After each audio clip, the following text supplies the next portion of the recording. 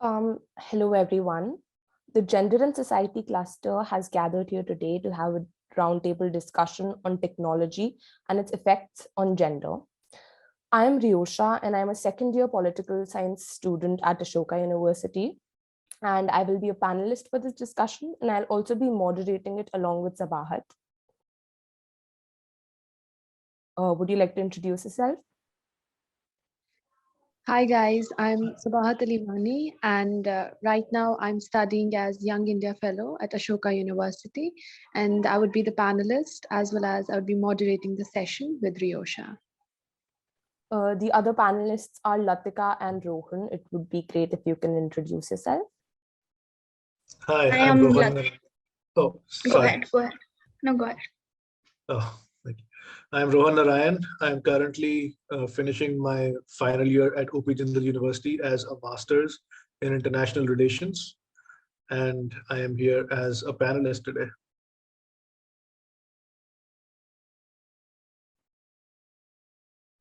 Hi, I'm Latika Arora, and I'm a first-year student at OP Jindal Global University, where I'm pursuing BA Economics Honors.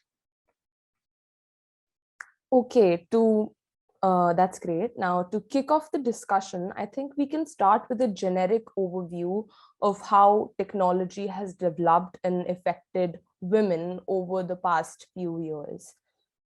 So what are your thoughts about this?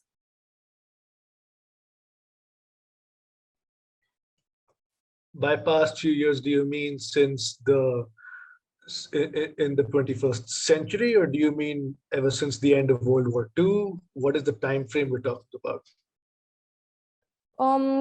I think the end of World War II would also be a good start, whatever. Because it'll be a much more interesting conversation if we start with the world wars. Sure, I think you should start with that if that's what you have in mind.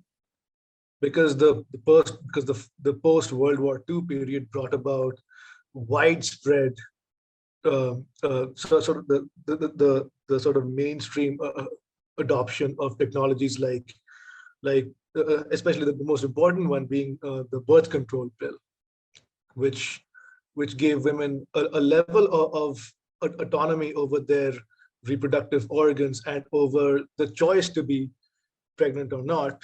It gave women unprecedented control, and it made being a homemaker and a mother much more of a choice than it used to be.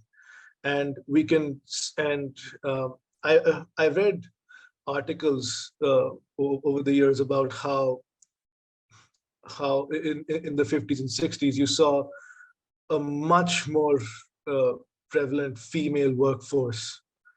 And I think the advent of the birth control pill alone played a major role in that, because it gave women much more autonomy. Women had the right to choose for the first time in ways that go beyond simply choosing whether or not you wanted to get married. Now women had that choice over whether or not they wanted to have children at all, whether they wanted to have a career instead, or whether they wanted to juggle both. They had a choice now, and that was unprecedented, and we're feeling the effects of that to this day. I think that's a very important point that you bring about. And just to just to add on to your point and give a little more perspective, it definitely brought a lot of huge positive change for women. But at the same time, I'd also like to focus on how most of the birth control is directed towards women, as in, birth control pills and all the chemical birth control research that has been happening is directed towards women, and very little efforts for birth control for men are being made, right? Because all these birth control pills have a lot of harmful side effects which women have to bear and men don't have to bear. So at the same time, while it has definitely had a huge positive impact, I would also just like to bring to light a kind of gender bias even in birth control. Absolutely. Yeah, absolutely. I think the only two birth control technologies for men might be getting a vasectomy, or the cheapest option is condoms. Like we don't men don't really have anything that affects us hormonally. And I think that is a disadvantage that women have had to face over the years. Like, if I want to control my, if I want to have more autonomy over whether or not I want to get pregnant, I have to then bear the cross of having to deal with all sorts of hormonal balances. My libido is going to get shot to the ground. It's definitely a huge imbalance. Yeah. It's So it's very much a double-edged sword for women. yeah. So bringing in the points made by you and Riyosha, I think while you're talking about technology, like you specifically talked about birth control pills and how it is seen from one end a positive, like you have an autonomy, and but on the second end you see that how women bodies have been completely ignored when you're talking about these birth control pills. So the question is also there that how technology, who is making this technology, what kind of data is being processed, what kind of context is taken into consideration, is it taking different genders into consideration? Because right now you can talk about men, women, but what about the people who identify with LGBTQI community? So the politics of personal information and also the processing of data that happens, the softwares that are being used, the websites that are being used, the media spaces that are present out there, we need to understand that it comes from a space that is very much male dominated, and that serves a community that itself serves a community that is present in the outer space, that wants that particular kind of product, that wants that particular kind of service in general. So I believe there's also a sense of gaze that you're talking about, a male gaze, a hyper masculine gaze, like how products should work, how services should work, how technology works. And in status quo, as we are dealing with a pandemic, the word or the term digital divide is very famous right now. It's up in the headlines. People are talking about it. Like students who do not have access to laptops, who do not have access to mobile phones, are saying that there's a digital divide. So I think talking about digital divide in terms of gender, like how women have less accessibility, less representation, and less participation in these spaces, would also be crucial to this discussion. If any one of you would like to add upon this point of digital divide, it would be really insightful and really add on to this discussion. Yeah, so like Rohan said, that while technology has certainly played a part in uplifting women, but the digital ecosystem in its entirety is not a gender neutral space, which is clearly exhibited by the discriminatory level of access or availability of online resources to women. Like, on average, women are 14% less likely than men to own a mobile phone. And this divide is especially stuck in India, where there is a gender gap of 40.4%. And it just represents another aspect of India's patriarchal lean. And because countries that have the highest internet costs as a proportion of average income, they have the lowest number of women online. So it also affects the minority of rural women even more, as they spend very less proportion of their already lesser income towards internet services, which brings out the urban-rural digital divide. And now, since all education due to COVID has been shifted online, families that are not able to afford these devices are ensuring that their sons have the privilege of digital devices, and they do not extend the same treatment towards daughters. And even at an individual household level, men because statistically men earn more than their female counterparts, their bargaining power also further leaves them out of this tech loop. And now that our dependence is increasing rapidly on technology since the pandemic, so the consequences of this divide have increased multifold, because the lockdowns have increased traffic in the digital marketplace, where digital adoption has escalated by 5 years in just 2 months. which has led to 500% increase in telehealth consultations and 100 million digital payment transactions within a day, which very much magnifies the consequences that women face when left out of this ecosystem. And not only in the economic sphere, but this also has impacts in the social sphere, where women are left out of utilizing social security or upliftment schemes provided by the government. For example, especially in the case of Maharashtra, women are not able to book COVID-19 vaccination slots because they are either unable to access digital services or are unaware of how the online registration process works. And that is why the female to male vaccination ratio is around 0.9. And apart from this, I think it also leads to a cycle where when women are left out of of accessing resources, then they have more unequal opportunities in the job field, especially in the tech field, which remains very much male dominated. And then this widespread stereotype is also perpetuated, that women aren't good with technology, which is again used as an excuse to keep women away from technological assets, and women themselves can shy away from it. And also because women are more often victims of cyberbullying and cyber attacks, like in the Sully Deals and Bullyby case, than men, it further discourages them from entering the digital world.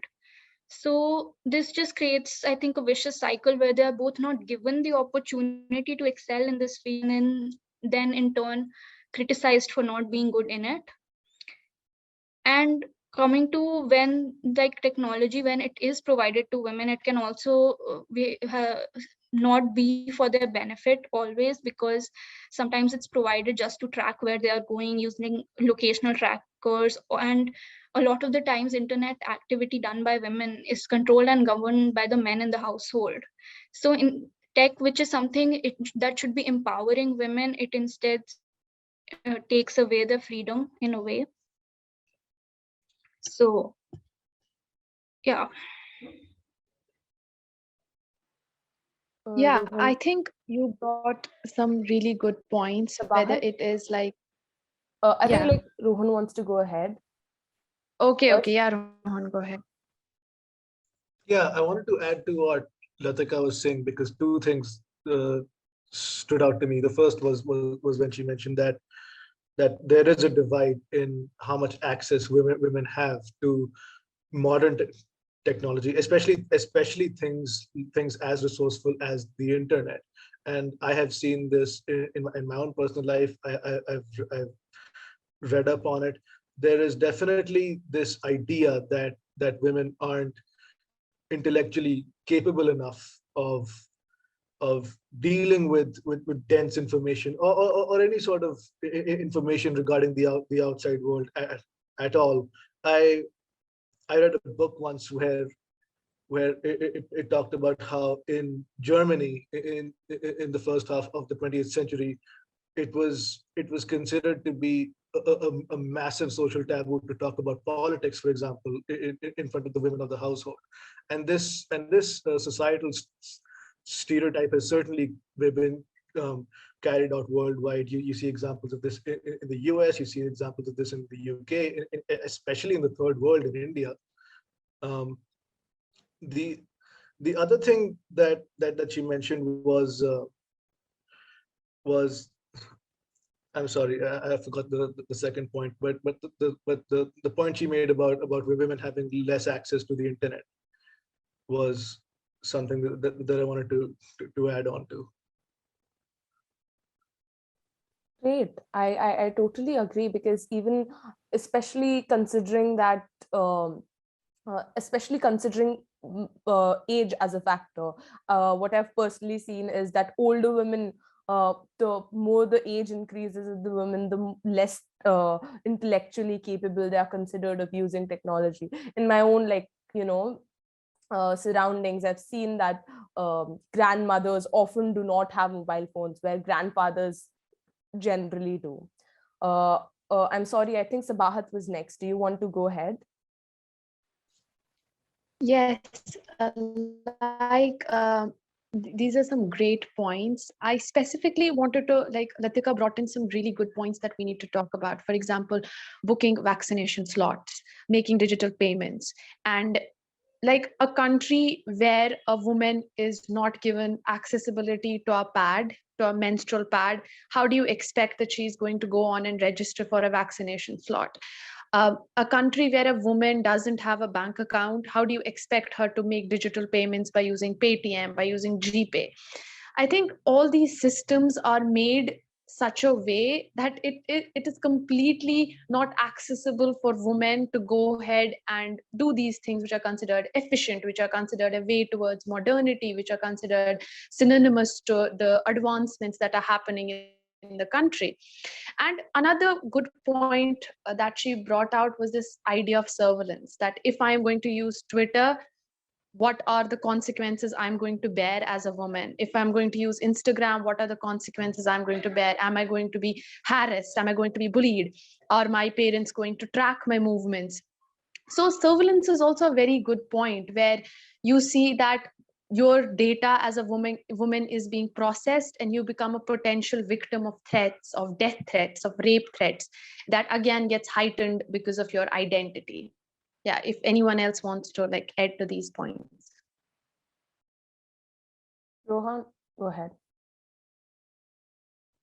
Yeah, to what Sabahat was saying about the surveillance point, I think one of the specific aspects of the sort of double standard around surveillance when it comes to women using technology is that women have always dealt with this stigma of, especially around sexuality and relationships, where women are considered to be, it, at least I've seen this in my family and the society I've lived in, where women weren't necessarily trusted with with having privacy around the internet, or even the telephone, talking to people, because it was considered that they will be easily manipulated and won't have any agency of their own, whereas with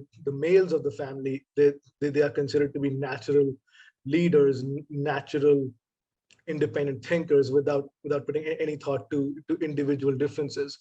And I think it's a very specific double standard that women go through, but I do think it does play a role in contributing to how, how much access women in the household are given to technology.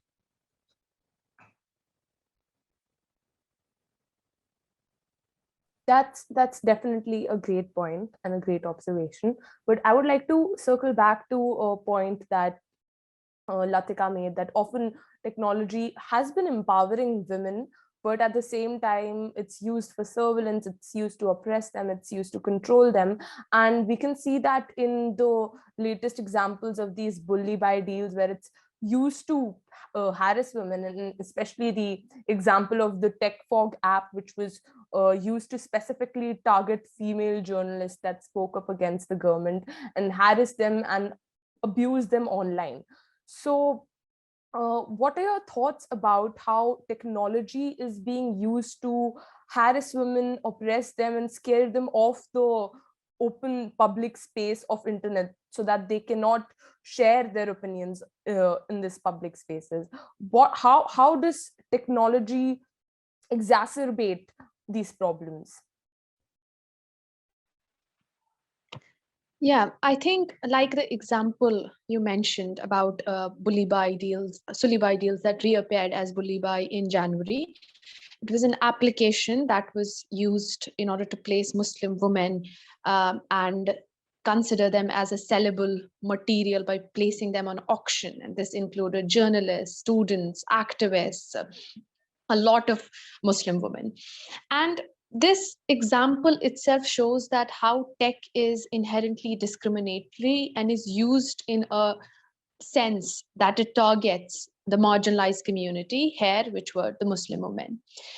In general, when you're talking about tech, sexual objectification and commodification is not a new thing. The objectification and commodification of women in a society where capitalism is roaring, where everything is seen as a commodity, everything is seen as a sellable material. You see that women are considered as objects, women are considered as commodities. And when we look at the criminals that were arrested, the three of them, the one who made the app, Bishnoi, when his laptop was seized, it appeared that he was addicted to porn, and especially he had a fetish for Muslim women.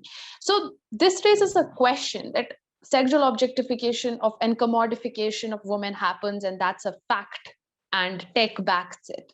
Tech is the platform where this objectification and commodification happens, which is again backed by patriarchal and misogynist beliefs. But why are marginalized women chosen as targets? Why are Muslim women chosen as targets, and they become victims of sexualized abuse, casual derogatory remarks, dehumanization, and there's a fetish around them? And where tech is used as a weapon to rule and divide, tech is used as a hate weapon and to deter women from entering these spaces. I think the simple answer to this question would be that tech doesn't exist in a vacuum. Tech itself is subject to male gaze, to patriarchal gaze, to hyper-nationalist and male chauvinistic beliefs. And bullyby showcases that how communalism, that too functions in a majoritarian fascist space, combined with tech, is anti-women. And again, then the role of the state, when you're talking about when the police only woke up after the cases got national and international coverage, is also important for us to understand. Yes, there was application. There was this application that was used to put Muslim women on auction. But the 4 people that were caught belonged to Trad Mahasabha, which is a hate group that supports Hindu supremacy and Savarna dominance, and believes in usage of violence for the achievement of Hindu supremacy and Savarna dominance.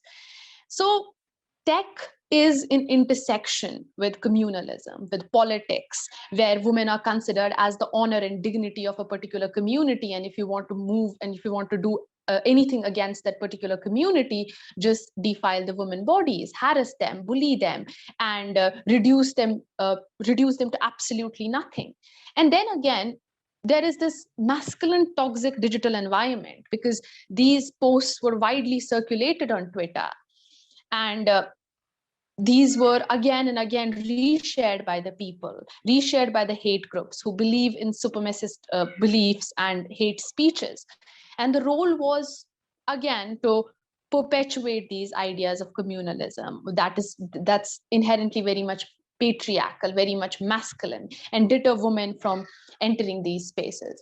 So that is from my end regarding the bullyby deals. If anyone else wants to add upon this and stress upon the fact that how softwares, how websites, how applications are dominating every sphere right now, are in wide circulation. What do we expect for women? What do we expect for minorities, where there is an intersection of identities, intersection of beliefs and ideas? Latika, go ahead, please.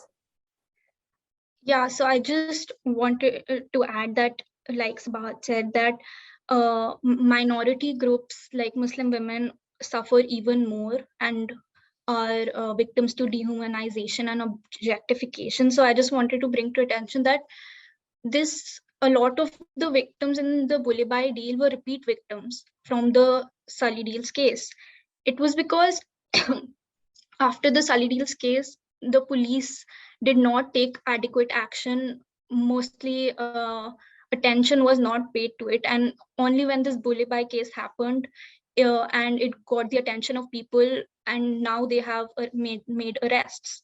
So, and I feel like because they are a minority, and if this had happened the other way around, where Muslim men had maybe made an app about Hindu women, it would have probably got attention the first time around. So just because Muslim women are the minority, they have to suffer more in the digital space. Yeah, Rohan, you wanted to go next. Yeah, I just wanted to make a small observation about the nature of the discussion we were having, and the more we're getting into it, the more it's becoming apparent to me that it isn't just it's not just an isolated issue of technology. It's an overall societal, cultural problem, and technology is just one of the outlets for that level of sexism being played out. It's being played. It has been playing out for thousands of years. The modern technology we're having to deal with, in my opinion, is just a matter of degrees. It's just much more widespread because the convenience, the access, the powerful devices we've got in our hands, and it's very much something that we as a species have to deal with above all else. I think you make a pretty interesting point, because from what I understand, that what you're saying is that more than technology, it's technology is more towards the innocent side, and it's merely an outlet for the gender biases that we observe in society. And I don't know if the point that I'll make only agrees with your point or if it's a counter to it, but steering the conversation more towards the nature of technology itself, right? um I would like to focus on AI. So AI has been gaining a lot of traction, and moving forward, we are looking at automation and AI dependence in several areas of our lives. So it's kind of appropriate to analyze its effects in depth on how our society operates.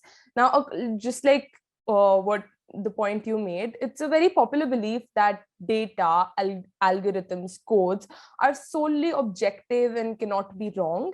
And owing to this objectivity and this innocence, it's kind of reasonable to expect something like AI functions to be gender neutral, because they involve no human uh, they involve they involve lesser human input, right? So it's reasonable to assume that AI functions and softwares would be more gender neutral, at least more gender neutral than humans. In reality, however, AI is as susceptible to gender stereotyping and has in fact been exacerbating these gender biases. So AI learns by analyzing large data sets, and the problem arises not necessarily in the algorithms and the codes, but the data sets themselves. Very often, the data that AI softwares are supposed to learn from are severely incomplete and underrepresentative of women and other marginalized communities. The softwares are often made to study historical data, which is obviously overrepresentative only of dominant groups and their practices, which is in many societies male. Thus, the softwares inherently become catered to a certain group, usually male, and incorporate and replicate these biases in real life, in whatever functions they perform. And another problem is the confirmation bias, where human input is involved to a degree. The researcher tends to sample only data that affirms their own biases and stereotypes. And when we realize that only 22% of the data science and uh, AI industry consists of women, it is easy to understand how the confirmation bias among men, particularly in the industry, can be severely harmful and damaging.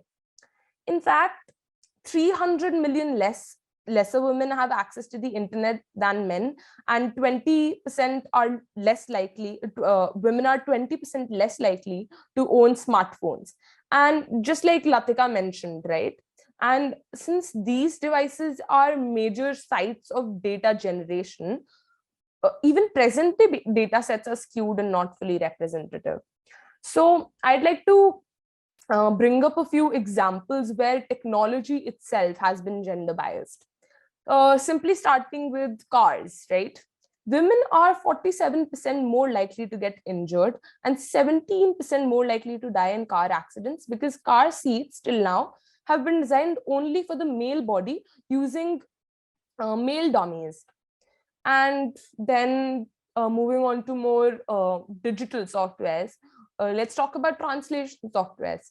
So translation softwares learn from analyzing vast sets of data available online, and a lot of them return gendered translations of gender neutral terms in English.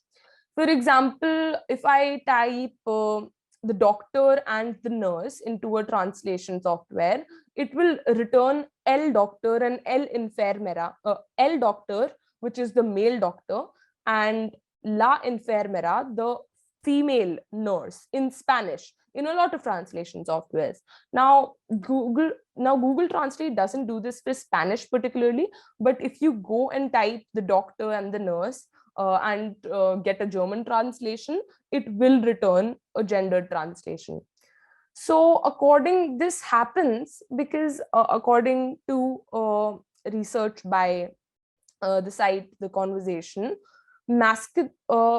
they conducted this research with the particular word engineer in German. So the masculine form of engineer in German is 75 times more common than its feminine counterpart in German. And since translation softwares learn from the data sets available online, it learns that the doctor in German is inherently male, not female. So this is how even software learns to replicate gender biases. Another really harmful example was when, excuse me, Amazon used an AI software to shortlist resumes while hiring. And the software model trained using the patterns observed in the resumes over the last 10 years that Amazon received. And since these were primarily male, the software learned to penalize women's resumes by downgrading terms like women, women's chess teams, women's colleges, and anything that included women. And in fact, this doesn't just harmfully affect women, it affects all minorities and marginalized groups. So according to Forbes, in the US, facial recognition softwares were fed with 80% white faces and 75% male faces. And resultantly, they had a 99% accuracy while recognizing white male faces. In contrast, the accuracy rate for black faces was just 65%. And even in India, the government uses, a lot of times, the government uses AI facial recognition to identify protesters in protests. Now, this system is trained using the data of people under trial, which are mostly Dalits and other marginalized communities. So this system can thus end up disproportionately targeting individuals from these communities. So these examples elucidate how technology can't be thought of as an innocent development which only harms society due to harmful inputs by humans, because due to the inherently and historically sexist nature of society and oppressive nature of society, technology analyzes data which is problematic and produces problematic results. So this is a growing threat which needs to be tackled in the root. And perhaps the most basic solution would be to start using gender segregated data to ensure proper representation of women, and not just gender segregated data segregated by different communities, right?